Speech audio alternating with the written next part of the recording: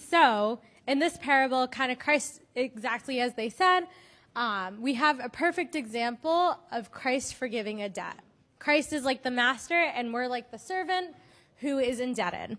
And then it's very ironic because then the servant is someone else is indebted to him much less than he was indebted to his master, and he's unwilling to forgive.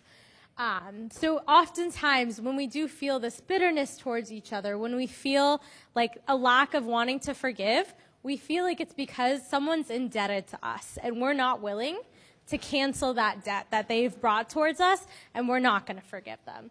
But in the same way that this master canceled the debt of his servant, we too, when we are forgiving each other, we're supposed to cancel whatever debt we feel towards someone to really get rid of that bitterness.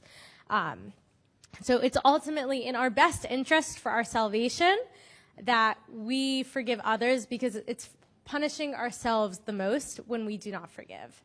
So then just this last verse to leave us all with, if someone wants to read it loud. Thank you.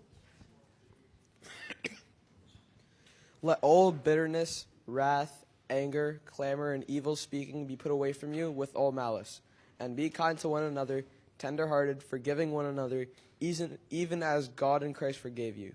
Ephesians 4:31-32. Thank you, Jacob. So if we think of bitterness and lack of forgiveness as like a darkness in the world, what's the best way to shut out darkness? What's the only way to get rid of?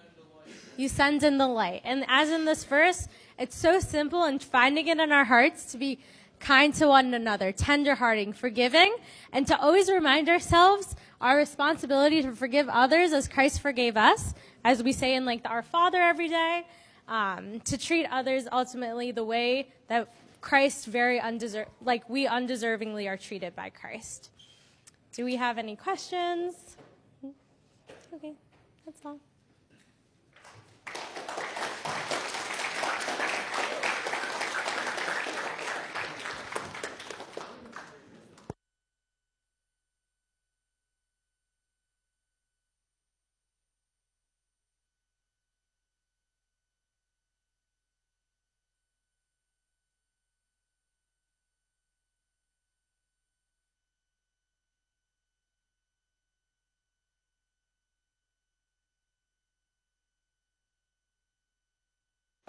Okay. Okay.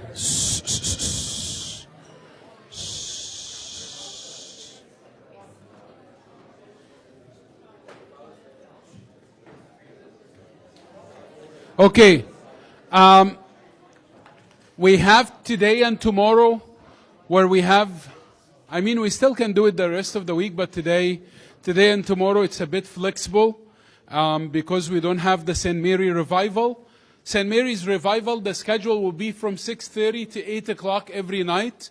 So instead of us staying here, we'll doing the praises and the tasbih in the church, and we'll end by 8. So it's not going to be far from what we actually typically do. Today we have the option of half the group split if you want to go out, and the other half would play games and sports. The option we have of going out, I don't know, there is nothing to do other than food, and we just had some good food. So I don't know why would we go out to eat. Right? How about we all play sports and have some activities?